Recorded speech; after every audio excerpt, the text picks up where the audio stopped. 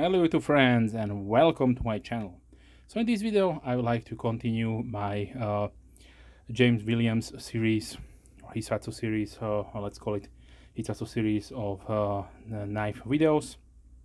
I have another version that CRKT is producing from his designs, and this will be the 2906 Otanashi no Ken, also known the silent sword or the sword of silence.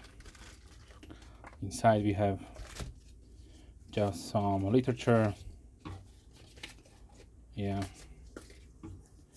and warranty information, so on, a bag, and the knife itself. So let's do not waste time on this.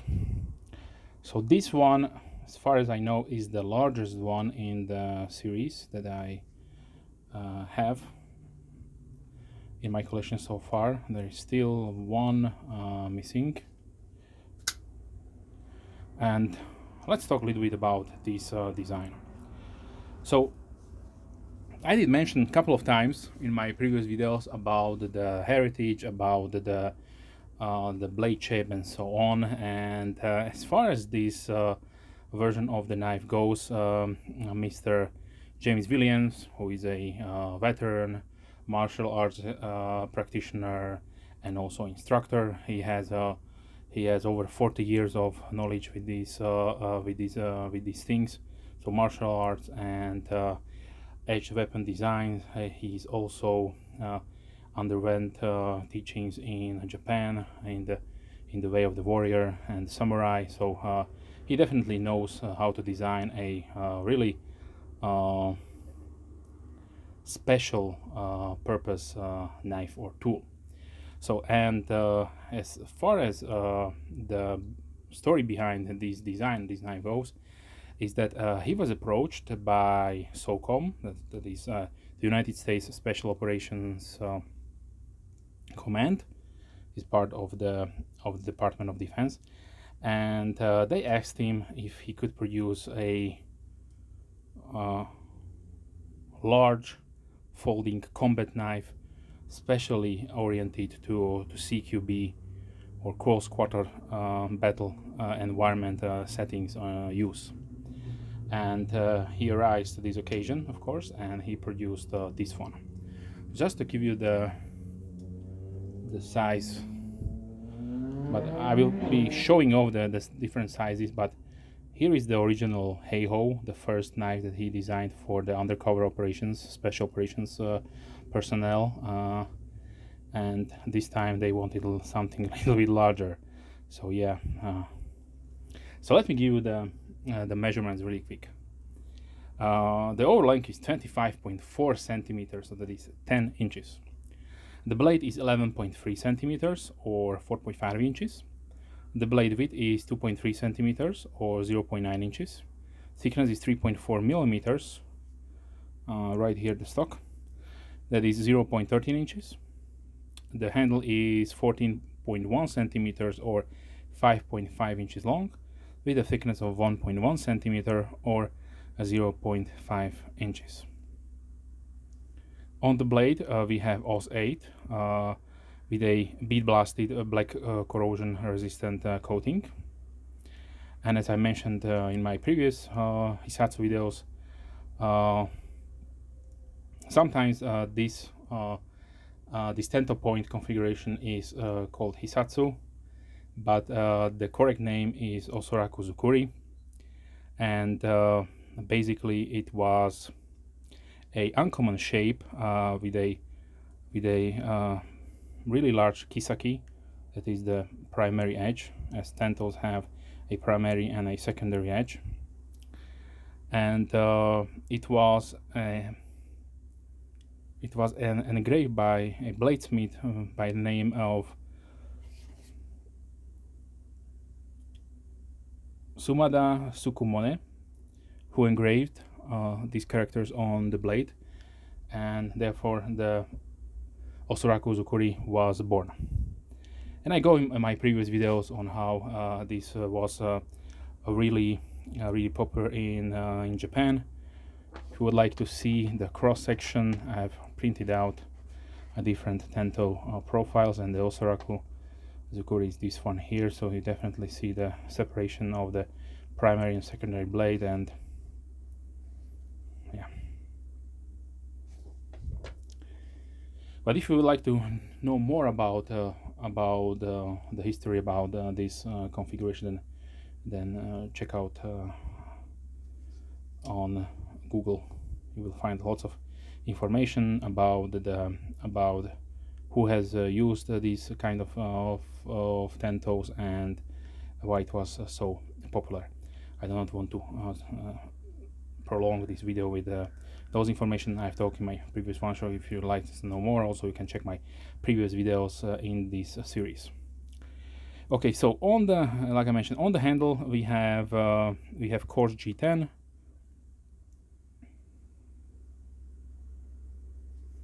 Stainless steel liners.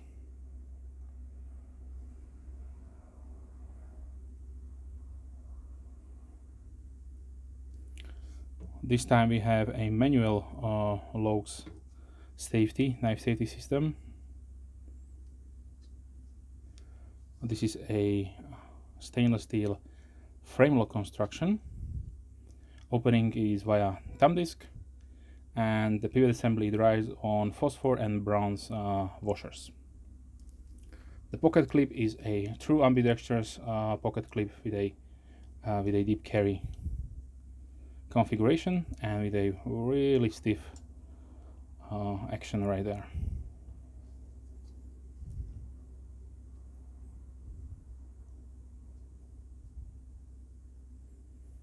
We have partial backspacer and a really decent large linear hole for all your linear needs. So since it is a really large knife, the weight comes at 181.8 grams or 6.4 ounces, and these are made in China. So now I also have to talk about a rather letdown with my piece right here. So when I got this, for some reason, let me put it in front of the microphone. You can hear them.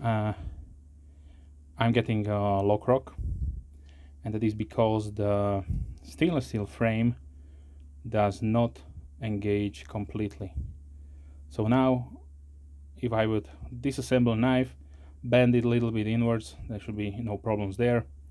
Also there is a manual lock safety system, so if you don't want to disengage, also disassemble the knife, you can definitely have a peace of mind that the knife lock will not fail, because there is a piece of metal that protrudes out and will not, the lock is not able to be closed. So I rather to point this out, so if you get this one knife, that you can expect probably similar problems. Maybe only mine came this way, but you can see there is no friction while I am disengaging the button. So yeah, I just wanted to point it out to give you my complete honest preview of this knife. Since for me this is a display piece, I will not reach out to the manufacturer or to the dealer to replace this one. I would probably, if I would intend to use this one, I will probably try to fix it by myself, and if that does not help, then I would probably return it and get a new one. Okay, so now let's see. So as you could probably now imagine, this knife is more to be inclined to be used in those high stress situations. Let me show you the sharpness. Yeah, definitely it is sharp, but the edge is really jagged, so some portions are sharp, some are not.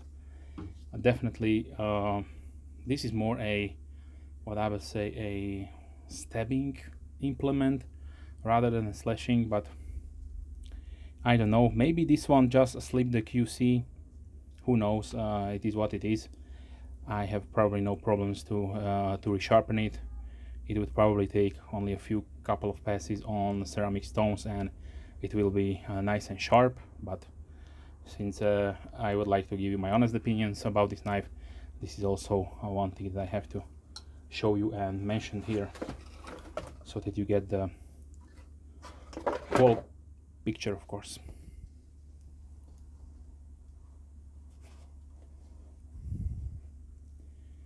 Okay, the pocket profile looks really nicely. It is completely hidden, and it also goes out without any problems since the stainless steel is completely smooth. The stiffness is medium to stiff.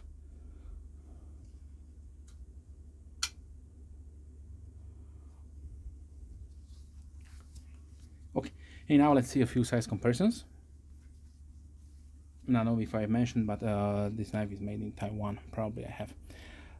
Before, let's talk about the pricing. So these are probably on the pricier side. Let's take that it is. The MSRP is $159.99, so $160. Usually these are priced at about $100, so $99.95. For a quite large knife, this is definitely not that much money, in my opinion, in my book. But given that we have stainless steel liner, G10 and AUS 8, it is rather a little bit pricey. I would like to see that at around $70, but since these knives are made with the design of James Williams, CRKT has to pay also for this design. Okay, so now see the size comparison. So here is the full size fixed blade, the Hisatsu. So definitely you see the size differences right there. Here is the Heiho.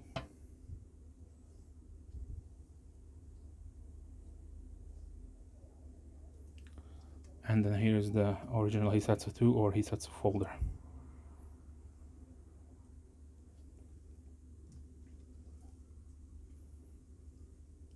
Here is the Goken, which is the flipper and has the field strip technology by CRKT. And like I mentioned, I'm missing one more, which is the new version that has the deadbolt locking system.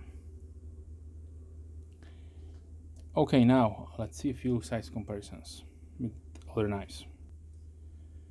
Okay, so let's see another true tactical icon. So here's a size comparison between the Super Commander by Ernst Emerson or Emerson Knives.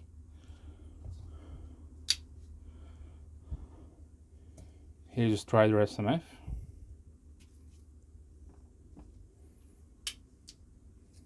Coldstein Recon 1 in Tanto configuration. The Americanized Tanto, of course. 710 from Benchmade. The funny part is that this is designed by McHenry and Williams. So yeah, James Williams, McHenry and Williams. True tactical icons. Something a little bit newer one. This is the Automatic Kalashnikov 101, the 2.0 configuration, so the newest one. And these will cost around the same price, also around 100 euros or dollars. So both of them are true big tactical. In this case, the utility, and here we have combat. Okay, I have here one more Emerson. This is the Combat Systems Fighter, one of my newest acquisitions.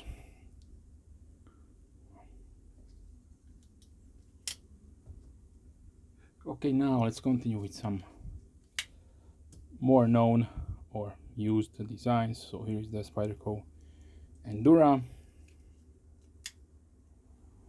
Is the red model 1. As you can see, they are dwarfed by the Otanashi no Ken. Also the large Griptilian from Benchmade.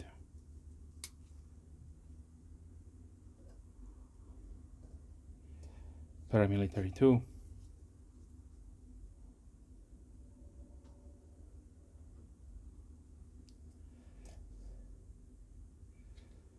Benchmade bug out.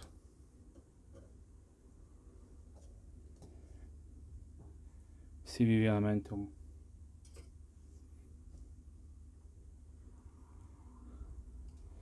Let's see the peanut for the fun. Yeah.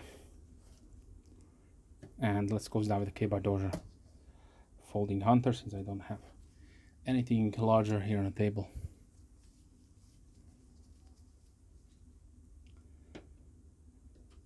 So overall, if you are looking for something really with a huge penetration factor, then I can recommend anything from Mr. Williams. So any one of his models will excel in that situation, or that application rather.